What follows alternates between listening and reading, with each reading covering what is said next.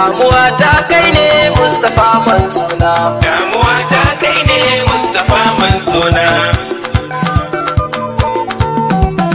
ya ilahi Allah jalla zan roke ka wanda ba a dole rabu kai za na saka kare min lutufi kar na kare a haka yarda in ta ganin sa shugaba mai makka rabbu sarkin kyauta kare salati kun rasulillahi sahibul darajati anjalul ainaini mammakul khairati mai ado mai kalli da nurun zati assalamu alayka ya abun so a sama assalamu alayka kai ka so da karama assalamu alayka shugaban al'umma assalamu alayka annabi mai azama assalamu alayka da haya manzona, damuwa ta kai ne Mustapha manzona. shawuka mai abdu rabbu ke gaishe ka lafiya zuljudi shayabo labbaika da haka da sai ta babu mai matsayinka auje kyauje ka kawai jalla ke gaishe ka ya gawi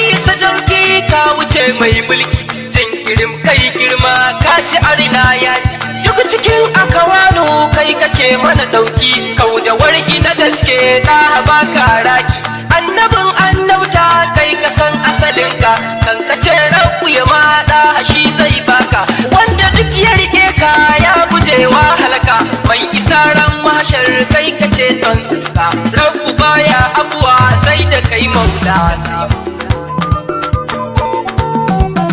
ba abin da nake so banda in kalle ka shi yasa burina in daga gaishe ka duniya da kiyama du suna hannunka mursali da dukan su du suna bayanka dan haram ke ka shi ya fada halaka wa yake auna ka don ya san girman ka kafi karfin karfi wa yake da isar ka wa yake tanka ka sidi babba harka kai kake ta aduwai gunka sun sha duka babatun sassauci ko da sara suka sha shiryayye annabi gaishe ka mai gida kai narke yarda in ta ganin ka ko a so ko an yi kai na kewaye gona, damuwa ta kai ne Mustapha manzona. kai na sa a gabana rai jiki na baka son ka alƙibla ta sai la shakka sha zama